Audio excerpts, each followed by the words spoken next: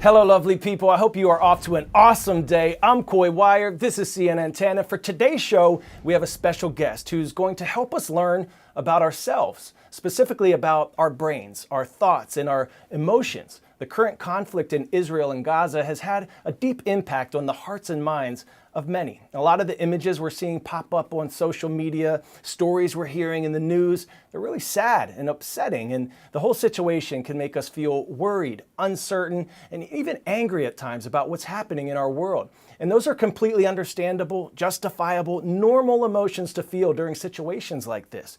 But knowing that doesn't necessarily make it any easier to deal with. So we wanted to provide you with some tools that maybe you can use for yourself or for someone you know who maybe is having a tough time dealing with bad news. And this might help you understand or support them better. Rise up. It's a privilege to introduce you now to my friend, our CNN chief medical correspondent, Dr. Sanjay Gupta, who's here for all of us. Great to have you with us, Doc. Thank you, Coy, and a heartfelt hello to all of you as well. It's great to be here for this really important topic. And as Coy said, if you've been following the news out of Israel and Gaza, chances are you've seen some pretty disturbing images. They may be tough to process, and you may be wondering this: what happens to your stress levels when you're exposed to this kind of violence? Well, here's the truth. Even if witnessing all of this from afar, it can still have an impact on your brain. Now, seeing a lot of these intense images and reading and hearing about violence can trigger your brain's amygdala. The amygdala is the emotional center of your brain. Remember that. It can also send what would best be described as distress signals to the rest of your brain and your body. And that can cause you to feel jittery, cause you to feel anxious. You could have something like stomach aches or headaches or things that are not even seemingly related, but are in fact caused by the disturbing images you have consumed. So what does that all mean? And how can we protect ourselves? I spoke to an expert who knows a lot about this. He knows about kids and coping, and gave me, and I hope you as well, some great words of wisdom. When something like this happens in the world and you are consuming the news just like all of us are, what do you do to make sure you're taking care of your mental health and your mindset at the same time as being an informed citizen? I've learned to know what the signals are. That when I feel my body responding and my sense of despair increasing. What are some of those signals? You know your own body well. What should people be looking for? I think, when we talk about stress, it's a big word to describe lots of very specific reactions that we may not even register, except that it doesn't feel good. We may actually find ourselves sweating or feeling more antsy and agitated, fidgety, not able to pay attention, not able to keep our eyes on the ball that's in front of us. What do you recommend for young people in particular who want to be diligent about saying, my mental health is important and I want to be proactive in taking care of it? I think one of the first steps is to actually step back and realize what it is we share as human beings. There is strength in numbers, and that when we recognize that we are not alone, that we are not the only ones who are feeling upset. And our upset is not a demonstration of weakness, but part of who we are as human beings. That actually allows for substituting a feeling of helplessness with some very real, small, but critical ways of taking action. When we're able to actually translate our vulnerability, what it is that makes us human, into empathy, identification with others, it actually allows us to move from feeling isolated to reaching out to one another, to actually reminding each other that there are normal reactions that are not pleasant and that we are here for one another.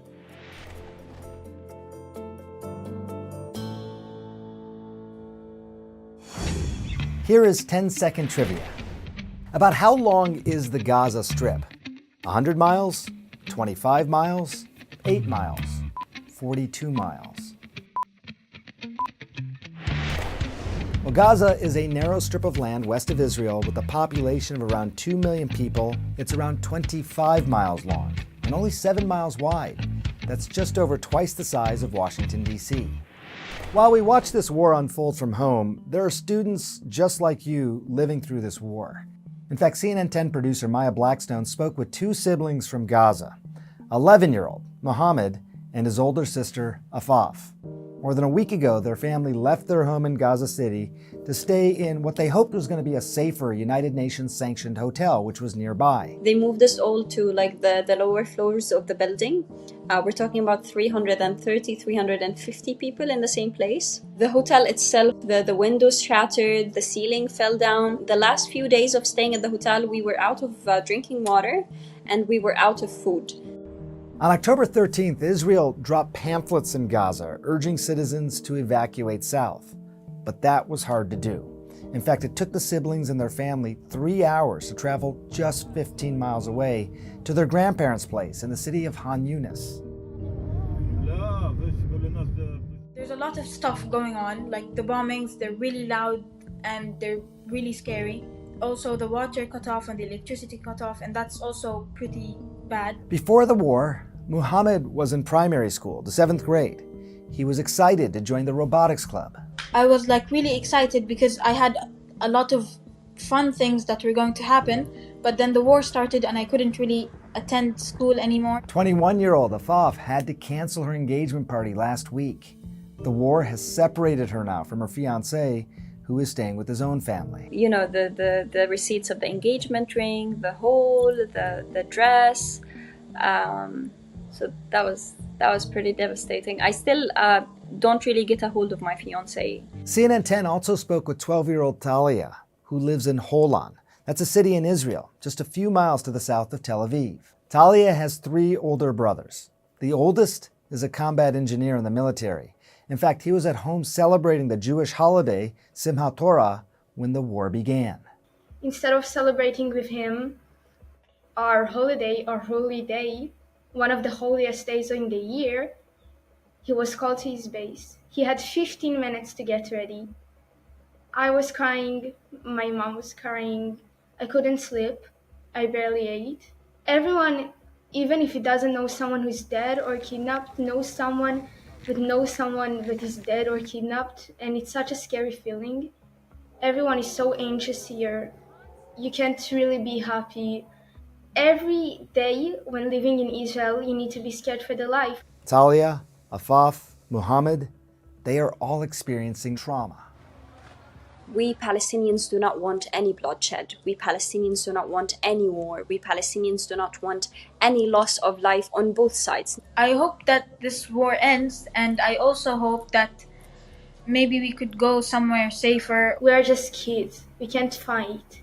We can't do anything. It's not a fault or of any innocent citizen, neither from our side or in their side.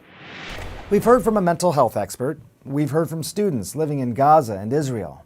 But what about the people covering this war? Here at CNN, we have reporters and producers and camera people on the ground, including my colleague, Sarah Seidner. She's been reporting on the war from Tel Aviv in Israel, about 40 miles north of Gaza. And she wanted to share with all of you in class how she and her team get their stories and what life is really like when the cameras are off. Sarah Seidner has arrived in Tel Aviv. She's on the ground. I spoke with one of the family members of a hostage. I'm here in Israel, on the Israel side of the border, covering the war between Israel and Hamas.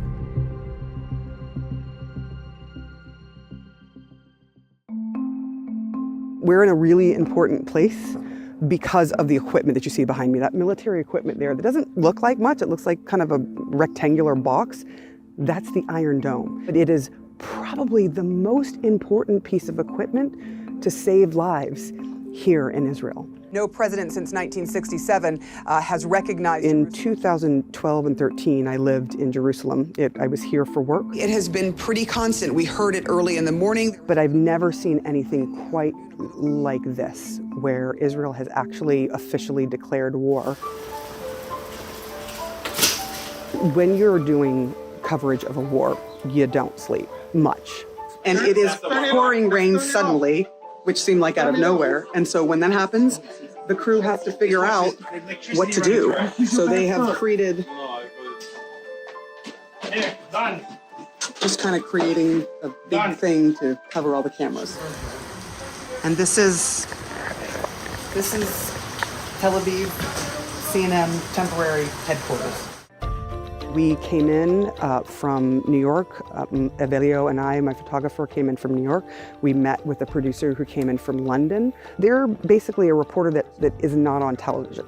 Their role is to help facilitate things and make sure that everything is ready and available so that when you see me on television, all of those other things have been taken care of, so it is the best possible shot with the best possible information that we can get to you. 60 hospital beds are now filled with victims from the Hamas attack.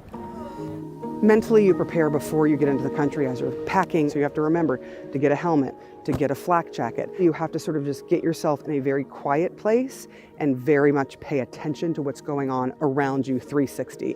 There are 5 incoming right now. Can you guys get me my helmet, please? You have to do a lot of reading. You have to do a lot of studying about what's going on, where things are happening, and know a lot about the country that you are in. And I don't know about you, but I learn better when I'm there in person and I get to see things and touch things and feel things. And you make relationships with people. I have Israeli friends, I have Palestinian friends, I have friends who have left Gaza. When you get home and you think about what could have happened, or you think about the images that are in your head, the horrible things that you've seen, those things tend to stay with you for a lot longer. At least that's what I've found. So talking to someone professional, talking to your colleagues, your family, it is really, really important. That's how I deal with the intense stress that comes from this. But while I'm on the job, I'm really focused on what I'm doing. So writing a story or interviewing someone or talking to camera about what we've seen and experienced and trying to get those stories out, it helps you concentrate, and it doesn't make your stress worse. It actually helps you lessen your stress because you have a focus and a reason to be here.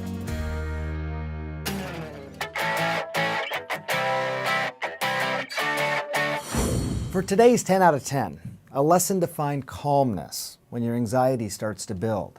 It's called paced deep breathing. Psychiatrist Dr. Gail Saltz taught me to take a 5-second inhale through the nose and then follow it with a 7-second exhale through the mouth.